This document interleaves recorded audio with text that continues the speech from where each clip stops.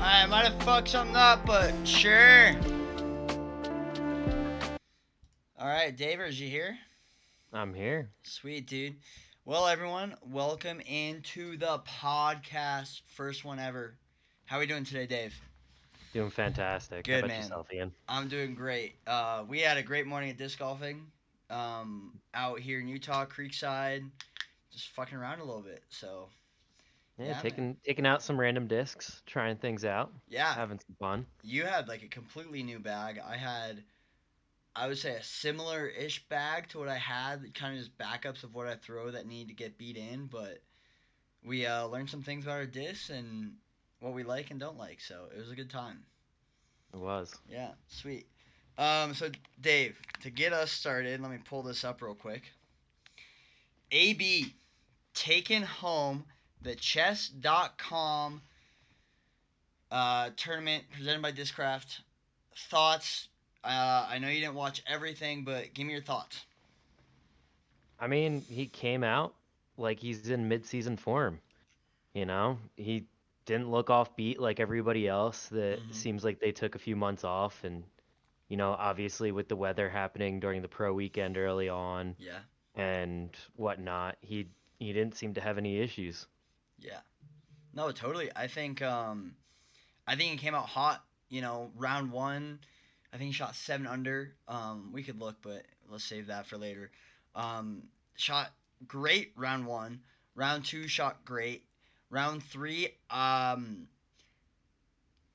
thought it was a little shaky, but it was consistent. It wasn't. He was making bad plays. It was just like I'm going for par. I don't need to birdie this. I'm going for par. I don't. Let's save the bogey kind of thing. It wasn't like it wasn't like he threw 7 discs out of bounds, which I Yeah. was like, great. And first one of the season, AB, good job. I think it was his time as well. Yeah, absolutely. I mean, it helps when you're playing on a course like that. A lot of elevation change up and Hmm. down, and has an amazing forehand along with his backhand. And I think that's really what helped him. Yeah, I mean, you look at a lot of the people that finished at the top, and most of them have both a solid forehand and backhand. totally, totally. Yeah. All right. So AB, let me pull this up real quick because I need to double check and correct. So AB 18 under, Ricky 17 under. I think AB made it scarier for himself on the 17th hole than he had to, but he ended up securing it. Goose from a chase card, 8 under final round, 16 under throughout the whole tournament. I thought Goose had a great tournament. He missed some putts. Yep, That's what it comes down really to. what it came down to. Yep. A I lot think, of lot of C2s that just didn't connect even with metal. yeah. You know. And what was it, 14 that we watched where he sent it 30 feet past the basket? The comebacker hits chains and drops out. Like, Yep. you know, let's do the smart thing there. You could have saved a par or like done a softer bid for a birdie, ends up taking a bogey. Bad call on Goose. Gannon Burr finishes fourth with 14 under, 6 under through on the final round. Going to some other notable names: Kyle Klein finishing fifth, Isaac Robinson tied for sixth, 12 down with Matty O. Nicholas Antela 11 under, Gavin Babcock 10 under, Ezra Robinson 7 under, 16th. Simon Lizotte 6 under, and 5 of those were in the final round. He finishes tied for 17th. Um, who else we got? James Proctor 4 under the whole tournament, tied for 28th. Calvin and Garrett Gurthey 3 under, tied for 34th.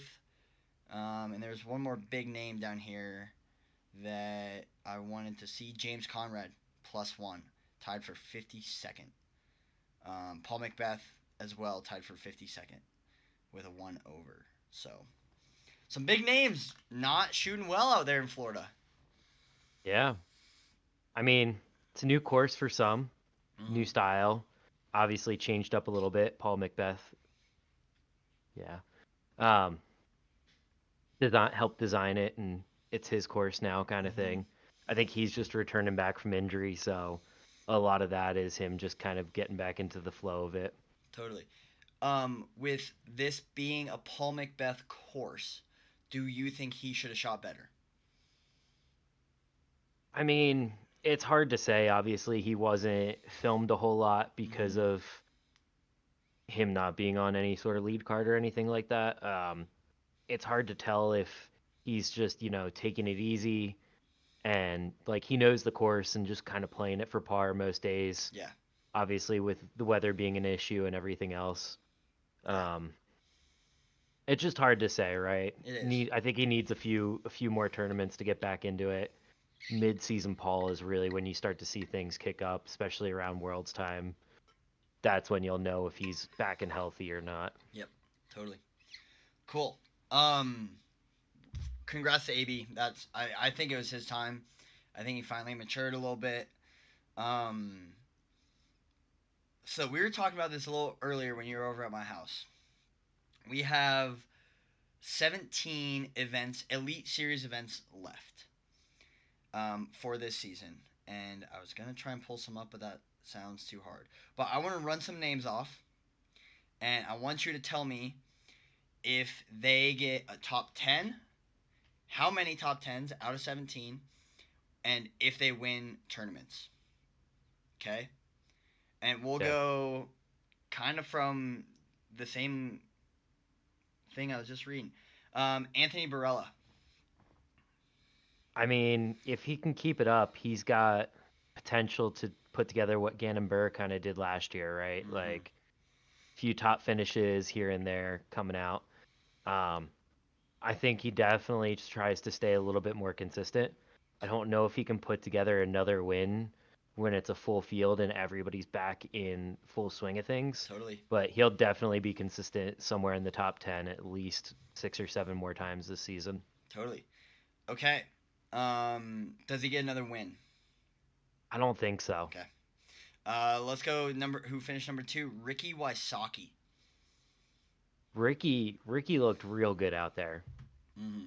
Ricky looked like he was in prime fashion. The Lyme flare-ups don't seem to be causing any issues right now. Yeah. Um, I mean, if he stays healthy this whole season, he definitely gets a few wins, especially in Texas. Um, I think he gets at least one or two down there alone.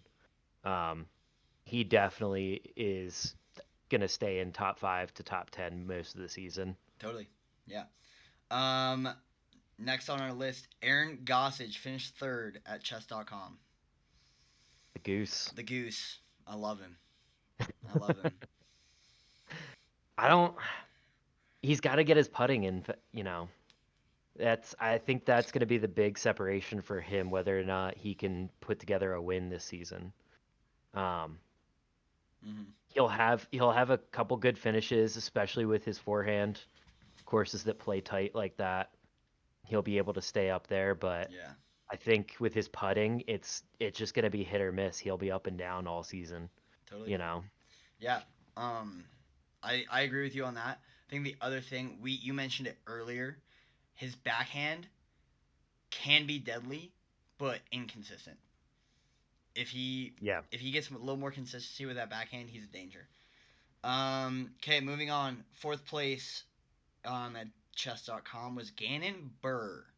New bag. Okay. Yep. He's got a few of his buddies over there. Talk to me about Gannon. He's got a lot of Eagles old discs, you know. Yeah, he He's got a does. lot of things that are already broken in. He's not building into that like new plastic and everything like that. Mm-hmm. Um, I mean, he's just an amazing player, right? He's going to be good all season. I think same as AB, right? He'll have a few up and downs throughout the year Yep. where he's still learning, playing around with his bag, figuring things out, Mm-hmm. but he's going to get a few wins in Totally. without a doubt, especially coming into the season like as hot as he did. Yep. Totally. Next on our list, do we want to talk about Kyle Klein or do we want to keep moving? Oh, you have to talk about Okay, Kyle Klein let's at do this it. point. Let's do it. I mean, why is everybody not talking about Kyle Klein? It's true. Comes into the season shooting fifth place at looking great. I think the only reason he really dropped was he was trying to go for the win and catch AB, made some bad decisions in that final round, Mm, put himself into some bad spots where he's taking double bogey instead of getting up and down for par. yep, Um, you know, if he keeps that last round together, he's right there with Ricky and AB in that final round. totally. Um, I think he just needs a little more consistency and a little bit more of that golf game, right? Yeah, Like making the right decisions in the right places. And if he does that, he's already got a Pro Tour win last year. yeah, He's due for at least one or two more this year. yeah. Um, yeah, I think Kyle had a great tournament. I think his I don't know if he lost his mental game or what happened there, but something in that last round, he'd throw a bad shot and instead of coping with it and be like, all right, I'm gonna throw this next shot. It's gonna be a good shot. I think it just got to him a little bit, which is unfortunate to see because I wouldn't say he's a veteran, but he's no longer a pro tour rookie. He's got a little Right. experience. He needs to figure that out. Let's go through a few more here. Reigning world champion Isaac Robinson finishes tied for sixth, 12 under. Good tournament. Good tournament. Rough start. Mm-hmm. I think he shot even or plus one in the first round. Um, Um, he was was able to even. turn it. He was even in the first, Yep. yeah. Was able to turn it around, put something together. I mean, Isaac's just one of the most consistent throwers you'll have out there, right? Yeah. Especially playing in wooded courses, wooded and a technical. He'll put together an amazing season. Um, some of the young guys will definitely give him a run for his money, but I mean, he is top dog at Prodigy now, right? Yeah. Yeah. By far. Yeah. Okay. Moving on. Let's do Matty O. First round, 3 under. Second round, 3 under. Third round, fixes some of those mistakes. Only one bogey, 6 under. Matty O. Thoughts? He's consistent, right? I don't see him being flashy. He had a good win last season. Mm-hmm. Finally proved everybody wrong, Yep. saying that he couldn't do it. Finally did it. Yep. Um, I see him being like he was last year, right? Probably 7, 8 tournaments in the top 10, staying in that top of the bunch, right around 5 or 6 most of the time, but not fully being able to put together another win this season. I think the talent's just gotten too good, and I don't think he'll be able to edge it out. Yeah. Okay. On to our next, the Finnish boy, Nicholas Antila. Tough second round, only 1 under. He had a lot of birdies, but a lot of bogeys as well in that second round. First round, third round, good rounds. Talk to me. I mean, he's due for his win. Yeah. He's getting one this year if he doesn't have one already. Um, I like his play. It's very smooth and fluid. He doesn't tend to make a lot of mistakes. Mm-hmm. Kid can throw really well. Yeah. Um, I see him being in the top 10 for most of the season. At least half of the events he's playing in, he'll be up there. He'll be on a lot of lead cards that you see and watch. Mm-hmm. Um, I think for sure he's definitely going to get a win this year at one of the events. Okay. I like that. I would also have to agree with that. I think conditions permitting, if someone isn't popping off at an event and he's playing his game, he has a solid chance at getting, you know, definitely on that lead card, if not finishing with a trophy at the end of the weekend. Just very consistent and able to hit his lines, Yep. you know. Okay. And his putt's looking good this year. Yeah. So, next up on the list. Oh, man. Big arm, German guy, kid two on the way, Simon Lazat. Talk to me. Let's see. Round one, even. Round two, 1 under. Round three, picked it up a little bit, 5 under. What do we think from Simon this year? I mean, he's got a shortened schedule already, Mm-hmm. right?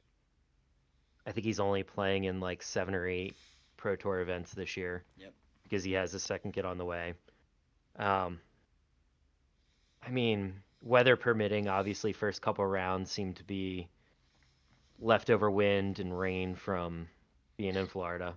Mm-hmm. Um, I mean, heels. I think he's going to be a boom bust kind of season, right? Like he's going to either have a blow up day, get an amazing win, or just kind of be somewhere in the middle of the pack this season. Um, I don't see him being a force to be reckoned with as like a consistent player, especially when he's got other things going on. Yeah, totally. I could agree with that. I think Simon, with the second kid, he is going to be a little distracted, but he is selling. You could we could maybe argue this with Eagle, but he is selling the most discs out of anyone in the world right now. He Oh, just absolutely. Pixel just came out. We're going to talk about that later. Um, yeah. So awesome. I got three more to run by you. A man who had, I wouldn't say a standout year last year, but a very good year last year. James Proctor. So first round, even. Round two, three under, five birdies on that.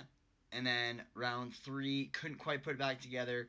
Finishes one under on round three, total of four under. He's just not looking in the same form that he was last year. Mm-hmm. And it could just be, early season consistency kind of thing. You know, you're coming back from the off season, trying to get back into the swing of things. I'm not sure if Proctor threw in the Throw Down the Mountain tournament when it was still that back then. Mm-hmm. Um, so he might be a little unfamiliar with the course and whatnot as well. Yeah. Um, I could see him being just as consistent last year, but the talent's just gotten so much better around him that he's going to need to step his game up in order to stay in that top 10 kind of area this season. Okay. Cool. I got what was the hottest man in the planet last year, Calvin Heimberg. Um, like we said, tied for 34th with names like Garrett Gurthie, Raven Newsom, Grady Shue, and a few others. Calvin did not have a great start. Plus one, his first round, three under his second round. Great recovery, and then one under to finish Sunday off.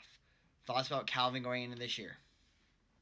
I mean, it's a surprise, right? He's Florida boy, lives like an hour and a half from the course, Yep.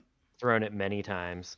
Um, I'm not sure if having All Star Weekend the week before kind of messed with him a little bit, you know? Mm-hmm. Like they're playing in downpouring rain, doubles format kind of thing in a safari layout. Might have, messed with how he's going to start his season out. Um, I mean, he's all around an amazing thrower. Doesn't seem to have any injuries or anything like that. Just seemed like he wasn't there this weekend, Yeah. right? Um, I think once we get back into the swing of things, you're gonna see him at the top every time. Yeah. He's gonna be somewhere in the lead card, if not chasing, in almost every tournament that he plays in. Yeah. He has that ability to throw and putt everywhere. Yeah. I think we if we get to see Calvin the way he played last year, there are good things to come. Yeah. All right. Who knows? This might be the hottest guy on the he's in the spotlight right now because he's back with his brother Simon Lazat at MVP, coming off shoulder surgery, throwing a lot of lefty, throwing a little bit of righty. Wasn't out for All Star Weekend. Out for chess. Do we have a day where Eagle comes back and wins a tournament this year? I think he can do it. Especially, I mean, he loves playing over in Europe, right? Mm-hmm. If he's healthy for those tournaments, he can absolutely come out and just crush it. I mean, dude doesn't need a forehand. He's throwing 400, 500 feet lefty, Mm-hmm. especially with the new bag that he's putting Yeah. together. I mean, Yeah. he's gonna have some weapons to come in, and if he's feeling good, it's just going to be a mental game with him, right? Yeah. Like he has the ability to win a tournament easily. Yeah. I think Eagle. Let's say that even if there are some hiccups on his shoulder, I think he'll come in near when the World Championship is, and he will Hmm. dominate, even with this new bag. Sign for MVP. I think he will come in, Might take him a tournament or two, but he's gonna come in hot. You know, How often do you think he's going to play lefty this year? I think it might come out in some sneaky points. I think there is a Yeah. situation or two where maybe he's not feeling that forehand and he has to go. He feels comfortable with the lefty. So Or the shot just shapes up a little bit better. yeah, whatever it is. Yeah. I don't think we will see it a lot. I think it'll be right hand dominant for all of it. But I think some of those scramble up shots and like, um, maybe it is more of a envy putter approach shot than it is right hand forehand. So I think it'll be good. Yeah. Cool. All right. So chess.com done. What else do we need to talk about? So let's talk about this first, and then we'll go into more about me and you. This thing, the Pixel. The, the new pixels. You gotta hold it and throw it. Well, putt with it a little today. I just got these the other day. I have two. I tried to wipe the stamp off because I do like the limited edition stamp. I'm just when my putting putters. I don't like the stuff on it, but it looks good. Um, it feels good. It's selling hot right now. Dave, when you first picked this thing up, what did you think? For me, it felt a little deep. You know, Mm-hmm. I'm used to putting with my atoms. Um, I enjoy that like firm plastic that it comes in, Mm-hmm. but it was a little bit deeper than I was expecting. Yeah. And I mean, I've heard that from a lot of the influencers out there and everybody else that has had a chance to kind of mess with them beforehand. Um, but it's point and shoot, right? Yeah. Thing flies dead straight. It's got a nice glide to it, especially when you can give it that spin. Um, I don't think it's going to be a putter for everybody. No. I think a lot of people might get them and start struggling with them. Um, they might enjoy, some people might enjoy throwing them, especially if you have like a watt or a glitch kind of thing. It's very just super straight with a little bit of finish to it. Yeah. Um, but I don't think it's a putter for everybody. That's fair. I personally have been loving putting with it. I've had 2 rounds with it now, round and a half really. I usually putt with Envy. This is a lab second Envy, and we're gonna put these side by side. Um, they look similar, but you can obviously tell there's a small bead here on this pixel, and it is deep. And we grabbed the Mercy because they're similar flight numbers. The Mercy has this like super thick, not necessarily a bead, but thicker rim, whereas the Pixel, same kind of profile, but the rim just feels thinner in the hand, and you kind of felt that when you picked it up as well. Yeah, Um, absolutely. but like I throw, I don't know, you guys don't know this yet, but I throw this rune. It's a Viking disc. It's got a big bead on the bottom. Um, I love this thing. I had my first ace with this disc. I played a lot of holes with this disc. I love it. It's at perfect point and shoot before this was here. I'm gonna keep bag this for a throwing putter. And the bead is just a little bit bigger on the rune, but the side profiles, man, like Rune looks like it's a little bit sharper as well. it does. But they feel like when they putt, they feel very very similar. So if you're someone like me who just carries around random Viking discs, you might like this Pixel for putting. Um, I personally love it. I've been putting with Envies for just about a year now, and I've beat my Envies up to a good point, and I got these, and I'm like, these are going straight in the bag. I can't not, dude. They're so fun. So the Pixel, man. I think, like you said, it's not for everyone. You got to be a spinny putter. I have this Yeah. power hyzer spin putt, whereas you're a little more pushy. Yep. So I think it's if you have a Simon spin style putt, it'll be really good. Those pushy putters, maybe not for you. So Yeah. cool, Dave. This is where I get to sit back and relax, and then you get to sit back and relax. Um, give us a quick, not a quick, but give us a story of how you got into disc golf. Yeah. So I was a COVID baby, just like a lot of people. Mm-hmm. Um, I had actually got into watching a lot of the Jomez coverage before I played disc golf.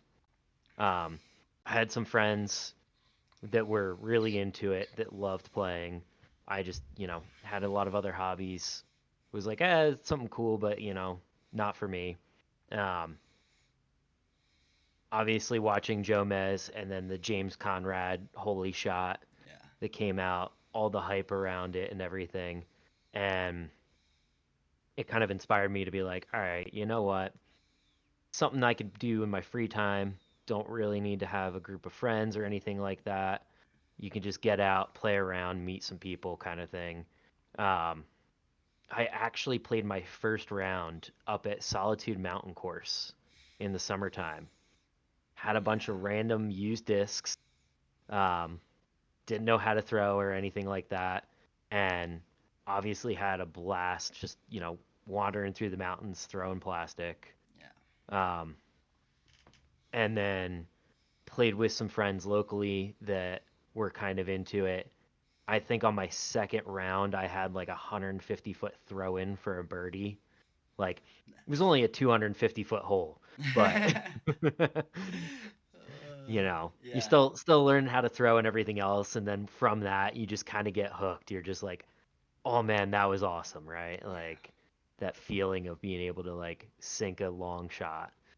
Um, and ever since then, been kind of hooked into it. Watch a lot of coverage. Love getting out and playing in my free time. Currently playing MA2 right now, just under 900 rated at the end of the season. Um, had a good end to the season. Finished third at Creekside Open, which I was super stoked on. Hmm. Um, but yeah, just the casual person that gets way too into their hobbies. Yeah. Love it. Love it.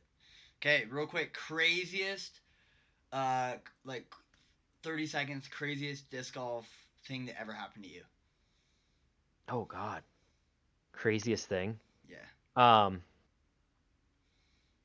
I mean, Jesus, I don't think it's that crazy, but again, playing Solitude Hole 18, um, had a shot with a putter that made it all the way down past the road. So over a 900-foot putter shot and just being able to watch that thing fucking fly. Yeah. Like that's something that you don't get everywhere, right? Like especially when you're playing at sea level or anything like that. Just watching that thing fly through the air, you're just like, when's it ever gonna drop? Yeah. Is it ever gonna drop? You know? Yeah. Like such an amazing feeling just to be out there. Totally. Sick, man. Well, my turn, I guess. Yeah? So this goes way back. I grew up in Colorado, and about 20 minutes down the road from me, we had a small disc golf course that is kind of now blown up in the Denver area, from what I've heard. Um, I know Bonanza has gone and played it, and he was like, "Whoa, this place is sick."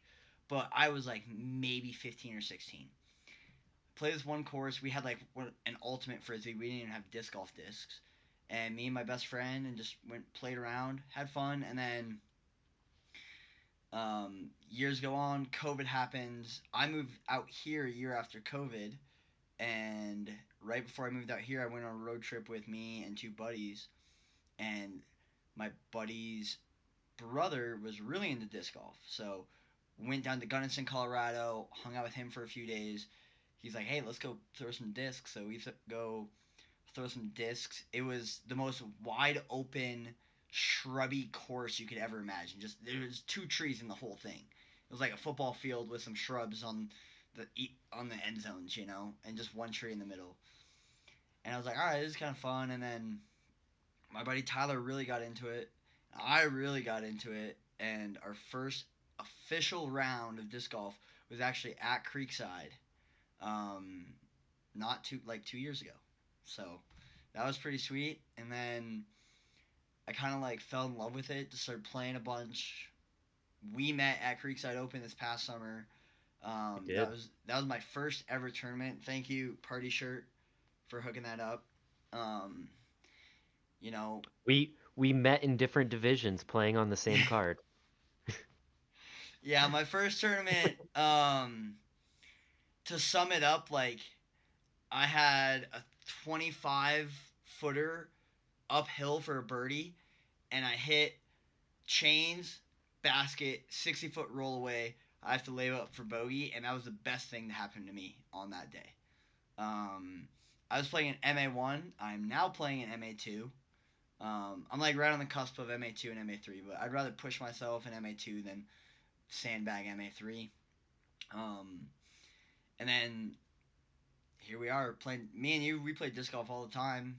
Um, Yep. Summertime will be fun, and winter. Exploring new courses in the area. Yeah, wintertime's tough because you're fun employed right now, but I have a full time job pretty much, and it's hard for me to get home before the sun gets down some days. So Just yeah, being wet and muddy out here in Utah right now. yeah, and two of our favorite courses are closed anyways because they're on ski mountains. Yep. So um, yeah, yeah, man, good stuff. Oh yeah. All right, my crazy thing. Um, what do I want to go with? Oh, I got it. So Utah State's this year. I was playing MA3. Didn't play great. Played okay.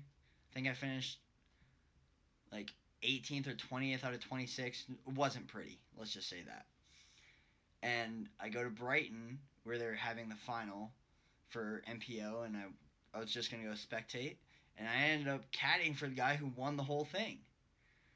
Did. And you got a shout out. And I got a shout out on oh my god, what's the what is it called? What's the channel? Central Coast Disc Golf. Yes. Yes. So Nick, if you're out there, hope you're doing well, buddy. Sorry I haven't reached out. I've been busy, but I caddy for Nick and Ian Anderson. Me and him were just chatting it up, like when he wasn't filming. We were walking the discs or whatever. And on hole 18, they're doing the drone shot down the hill to the island hole, and Ian's like, "Big shout out to Nick's caddy, Ian, great guy, local kid." And I was like, "Whoa, I didn't expect that." So that was pretty cool.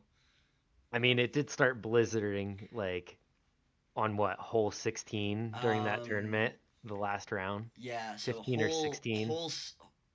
we saw the storm coming in around hole 12 or 13, and you know how it is, but some people who aren't in Yep. Utah, when the storm's coming in, it's either slow rolling or it is moving. There's no in between. And this one was moving. Clouds above us were just flying, and hole 12 or 13, we saw the dark clouds, and we're like, oh boy, we better hurry up. And hole 15, I think, when they were putting out, it started to sleet a little bit, and then hole 16, it really started coming down, and then 17, 18, and then the last three, I guess, last two, because it was a 20 hole course. Yeah, it was a 20-hole layout. So it was 18, and then um, 18A and 18B or whatever it was. You couldn't see anything. Like, I'm pretty sure on 18A, where you go through the trees to the pin, you could barely see the band of the pin. Like, you couldn't see anything. But that was cool. So It was. cool, man. Well, we got one last topic here. Um, we got a big season coming up because another round Salt Lake. We're on the team. You're on the another round Salt Lake team. I'm on the another round Salt Lake team as well as Party Shirt. Thanks, Party Shirt. Um, talk to me a little bit about it. I mean, it's great to be a part of the team, right? Um, I love the community that we're putting together here in Salt Lake. It's definitely driving everybody to kind of get out, play more as a community, and kind of just, enjoy the sport, right? Totally. Like, it's not necessarily about trying to win or, building up your ratings or anything like that. It's trying to grow and, get people into this thing that we love doing. Yeah. Um, and I think they're setting up for an amazing season for that. Mm-hmm. Building out the community, getting people involved in playing tournaments. Um, and just kind of showing what people can do out here. I mean, Utah's a smaller community, but you know, we all play at elevation. We Hmm. all have our different styles, and I think it's good that we can get out here and do the thing. Totally, man. Yeah, I agree with it. Even though we have a small community, we do have the second busiest disc golf course in North America. Creekside, second busiest. Which doesn't shock me because if you look at a place like Denver or anywhere out east, the communities are bigger, which means they have more disc golf available. Whether that's a short 9-hole course, a pro 18, or anything in between. Here in Salt Lake, we just don't have that, unfortunately. We It's have. a small valley that only has Mhm. so much space available at the time too. It's very true. Yes. So like the three big ones that we have right now are Creekside, Roots, and Taylorsville. And Taylorsville is like on the edge of unplayable because of how many people are just walking through that course. You know, it is Yeah, a public course, and yes, there are walking trails and hiking trails through there. Totally fine with that, but and sports fields that go almost through the course. yeah, but there's just not. There's too many people there to play it safely on a busy Saturday or busy Sunday. Um, I do like Taylorsville, and then Roots can be awesome as long as it's not muddy and overgrown. You know, Yeah, which doesn't happen that much, but when they don't mow that grass will grab a disc. You know, and you don't get those big skip shots you need on some of those holes. And then Creekside, if you're from Utah, you know Creekside. Fun, kind of tight and technical. You don't really need what? There's 4 or 5 holes you need a distance driver. Everything else is pretty if much if that. yeah, it's pretty much mid-range putters and a few controlled fairways. So we got out this morning. We Well, had a great time. So they also did a big overhaul last year of Creekside. yeah, All um, brand new tee pads, brand new baskets, new course layout that's been absolutely amazing with the new pins, positions, and everything like that. yeah, It just kind of shows what a course can be when a lot of people in the community kind of want to invest in it and make it something special. yeah. And I think Elevate Utah is doing a great job with that. They're helping Yeah. put new courses in, fixing courses, maintaining them. Um, you know how the Wonder was Yep. out in Heber. That course sucked, but we come to the states and it's cleaned up for the most part. There's still a few things. It's cleaned Yep. up. The pins look good. The tee pads still need work, but they were Yeah. better. You They know, were much better than when they were just dirt and yeah. It's not dirt. It's like that rubber, like almost yeah. silicone material, which I don't love. But yeah, they're doing a great thing, and do have a few new courses going up a little further south. Yep. Um, they're okay. They need work. They definitely yeah. And there's just a lot of courses in general in Utah that need some loving, right? Yeah. Like I mean, if you've ever played, I know a lot of people love Dragonfly course down in Lehigh there. Hmm. And it can be a super fun and technical course, but when it's not maintained, the overgrowth down there is just it makes it unplayable a lot of times. Yeah, I think the fort as well. You know, Hmm. we've gone up. We went up and played around there, and it was beautiful. But that flood we had this beginning of this past summer, from all the snow we got here in Utah, like took some of the beauty out of the course. You know, but the fort it is its own thing, and you know they do maintain it very well. But that's a beautiful Yeah. course. You know, so and then we got to hit on two more courses. You know, we have Solitude and Brighton. Everyone knows Solitude. Yep. Beautiful, beautiful mountain course. Pretty much, I would say, Iconic hole 18. yeah, iconic hole 18. There's a. It pretty much feels point and shoot down the hill. There aren't a lot of up or side hill shots, but amazing, like world class mountain disc golf. And Yep. then Brighton, like that place is beautiful. Chaz is doing a great job up there. He's trying to maintain the course, build a new course. He's always thinking of redesigns and stuff. So yeah, Absolutely. Yeah. Cool. Dave, anything else? Well, I think that's all I have for this week. Sweet, man. Well, we'll see you maybe not next week, but 2 weeks from now. Who knows? It might be a weekly Absolutely. thing, might be a bi-weekly thing, every paycheck or something. So we'll see. Yeah. Cool, man. Well, we will see you later. You, ladies and gentlemen, thank you for tuning in. Have an absolutely beautiful day, and we will see you guys later. Peace. Have a good one.